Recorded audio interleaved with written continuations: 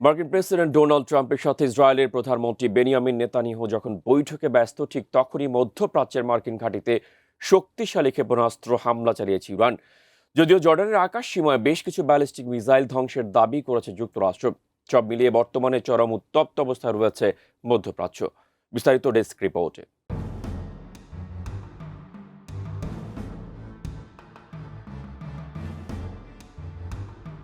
মধ্যপ্রাচ্যে আবারও ব্যাপকভাবে ছড়িয়ে পড়েছে যুদ্ধের উত্তেজনা। মার্কিন প্রেসিডেন্ট ডোনাল্ড ট্রাম্পের সাথে ইসরায়েলের প্রধানমন্ত্রী বেনিয়ামিন নেতানিয়াহুর গুরুত্বপূর্ণ বৈঠক চলাকালীন সময় মার্কিন ঘাঁটিতে আকস্মিক হামলা চালিয়েছে ইরান। আল জাজিরার এক প্রতিবেদনে বলা হয়েছে, 29 জুলাই জর্ডানে অবস্থিত মার্কিন বিমান ঘাঁটি লক্ষ্য করে ব্যালিস্টিক মিসাইল ছুড়েছে ইরানি বাহিনী।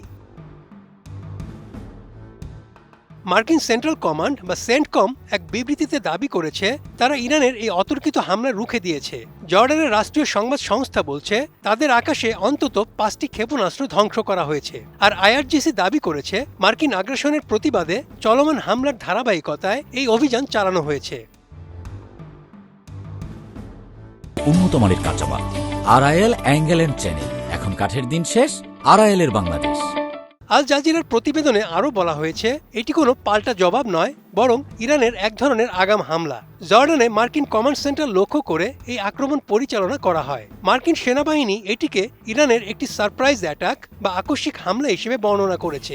গত কয়েকদিনের শান্ত পরিস্থিতির পর হঠাৎ করেই ইরান এই হামলা চালায়। একই দিনে ইরাকে ইরানপন্থী গোষ্ঠীর ওপর বিমান হামলা চালিয়েছে যুক্তরাষ্ট্র ও সৌদি আরব। এতে অন্তত 20 জন নিহত ও বহু মানুষ আহত হয়েছে বলে পপুলার মোবিলাইজেশন ফোর্সেস বা পিএমএফ জানিয়েছে। তবে ইরাকি প্রেসিডেন্ট নিজার আহমেদি এই হামলার তীব্র নিন্দা জানিয়েছেন। এদিকে আকাশপথের পাশাপাশি সমুদ্রপথেও উত্তেজনা অনেক বেড়েছে। হরমুজ প্রণালীতে 3টি তেলের ট্যাঙ্কার আটকে দেওয়ার ঘোষণা দিয়েছে ইরানি নৌবাহিনী। পাশাপাশি ওমানের পক্ষ থেকে নৌপথ ব্যবস্থাপনার প্রস্তাব আসলেও তা নাকচ করে দিয়েছে তেহরান। ফলে হামলার কারণে বিশ্ববাজারে আবারও অপরিশোধিত তেলের দাম লাফিয়ে লাফিয়ে বাড়ছে।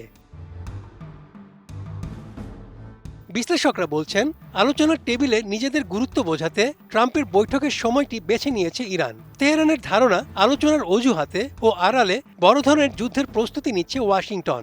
এছাড়া চীন থেকে অত্যাধুনিক আকাশ প্রতিরক্ষা ব্যবস্থা পাওয়ার খবরও এখন আন্তর্জাতিক মহলে আলোচিত হচ্ছে, যা মধ্যপ্রাচ্য সংঘাতকে আরও ভয়াবহ দিকে ঠেলে দিচ্ছে বলে মনে করছেন বিশ্লেষকরা।